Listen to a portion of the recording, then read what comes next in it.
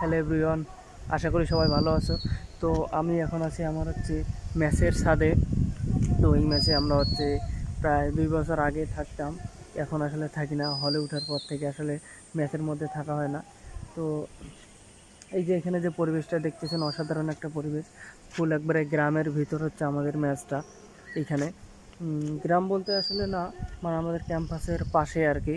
তো একবারে নিরিবিলি, যার কারণে আমরা এই ম্যাচে থাকতাম আগে। অনেক নিরিবিলি এই ম্যাচটা। চারদিকে আপনি একটা গ্রামীণ পরিবেশ পাবেন এই জায়গায়। হুম তো যার কারণে আসলে কিন্তু এই ম্যাচটা আমাদের অনেক ভালো লাগতো। তো আপনারা এখানে দেখতে পাচ্ছেন যে এই যে আমি এখন ম্যাচের ছাদের মধ্যে আছি। আর এইদিকে আমার পিছনে দেখতে পাচ্ছেন যে একটা বিল্ডিং আছে কমলা কালারের। ওইখানে আমাদের অনেক ফ্রেন্ড থাকে, তারা ওই ম্যাচে থাকে। আর এইখানে আমার পাশে আরেকজন ফ্রেন্ড থাকে, ওর নাম শুভ, আমার ডিপার্টমেন্টের বন্ধু। তো এই যে দেখতে পাচ্ছেন আমার পিছনে এই যে এইখানে ধান রোপণ করছে তারা, পিছনে গরুও আছে। আর এইখানকার একটা বিশেষত্ব এই এলাকার, সেটা যে এইখানে সারা বছর আর কি মানে পানি লাইগা থাকে। আপনি দেখতে পাচ্ছেন এই জায়গাগুলোতে পানি লেগেছে, যদিও এটা বর্ষাকাল, কিন্তু বর্ষাকাল ছাড়াও অন্যান্য সিজনগুলোতেও মানে গোপালগঞ্জের অধিকাংশ জায়গা মানে পানিতে ভর্তি থাকে। এখানে নিচু এলাকা, তো গোপালগঞ্জ আসলে দক্ষিণবঙ্গের অধিকাংশ অঞ্চলই নিচু এলাকা। তো যার কারণে এইখানকার যে মানে জমিগুলো সারা বছর মোটামুটি পানিতে তলায় থাকে, যার কারণে এখানে তেমন কোনো আবাদ হয় না। তারা শুধুমাত্র একমাত্র ধানটাই রোপণ করতে পারে, বাদ বাকি মানে আবাদ খুব কম হয়। তো যার কারণে এই দিকের মানুষের আসলে তেমন কোনো কামকাজও নাই, সারা বছর ওই রকম মানে কৃষিকাজ করা লাগে না। শুধুমাত্র ওই একটা সিজনের অপেক্ষায় তারা থাকে। মাঝে মধ্যে কেউ একটু পাট বা অন্য জাতীয় কোনো কিছু করে, তো ওইগুলো খুব রেয়ার আসলে, ওইগুলো হয় না। আর আমার এই ম্যাচের পাশেই ওই দিকে দেখা যাচ্ছে ওই যে বিল্ডিং একটা, ওইটা হোয়াইট হাউস নাম আসলে, যদিও হচ্ছে মার্কিন প্রেসিডেন্টের বাসভবনের নাম অনুযায়ী রাখা হয়েছে হোয়াইট হাউস। আর এইখান থেকে ক্যাম্পাস খুব কাছেই, একবারে আপনার যাইতে কত 3 থেকে 4 মিনিট সময় লাগবে। তো খুব কাছাকাছি আমার ম্যাচটা। আর অলরেডি এখন কিন্তু ক্যাম্পাসের মধ্যে কোঠা আন্দোলন চলতেছে। আজকে থেকে আন্দোলন তারা শুরু করছে, যদিও অন্যান্য জায়গায় আন্দোলন আগে থেকে শুরু হয়েছিল। ঢাবি রাবি সহ বাংলাদেশের যত বিশ্ববিদ্যালয় আছে সবগুলোতে আগে থেকে শুরু হয়েছে।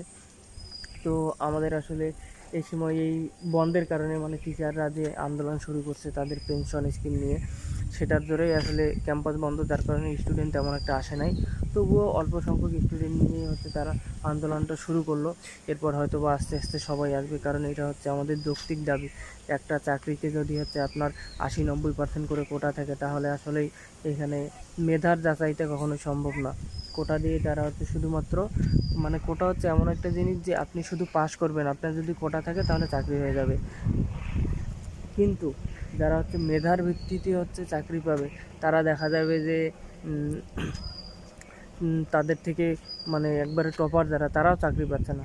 দেখা যাচ্ছে 100 মার্কের পরীক্ষা হলে সেখানে যদি 90, 95 বা 80 মার্ক পায়, তবুও অনেক ক্ষেত্রে চাকরি হয় না। এরকম একটা নিউজ ভাইরাল হয়েছে যে সম্ভবত কোন জানি পরীক্ষায় সে কত 86 না কত মার্ক পেয়ে মানে একবারে টপ আর কি, ওই চাকরি পরীক্ষার টপার ছিল। তো তারও আসলে চাকরি দিতে পারে না এই একমাত্র কোটার কারণে। তো এই বিষয় আসলে, যার কারণে মানে কোটা প্রথা আসলে বাতিল করা দরকার। হ্যাঁ, আমাদের দেশে মুক্তিযোদ্ধাদের জন্য কোঠা রাখা উচিত, কিন্তু তবুও মানে সংখ্যাটা একবারে অতিরিক্ত হয়ে গেছে যে 30%।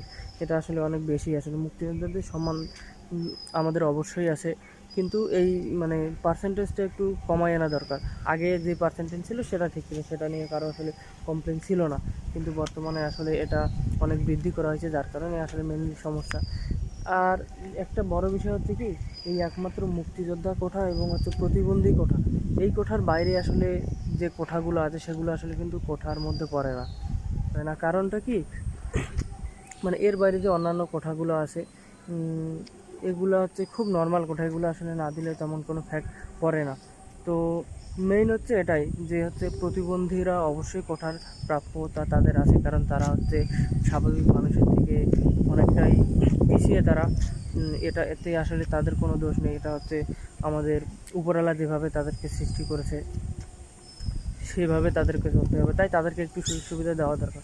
আর মুক্তিযোদ্ধাদের প্রতি সম্মান অবশ্যই আমাদের আছে, কারণ তারা না থাকলে আজকে আমরা এই দেশে এইভাবে বসবাস করতে পারতাম না স্বাধীনভাবে। তো যার কারণে মুক্তিযোদ্ধা কোঠা অবশ্যই থাকা দরকার, এবং সেটা আগের যে পার্সেন্টেজ ছিল সেটা থাকলেই বেটার হতো। আর বাকি কোঠাগুলো আসলে বাতিল করা দরকার, যদিও বাতিল না করে তবে মুক্তিযোদ্ধার যে কোঠা দেওয়া হয়েছে 30%, সেটা অবশ্যই কমানো দরকার। আসলে এইটার জন্যই কিন্তু এই আন্দোলনটা করা, এটা আসলে যৌক্তিক দাবি।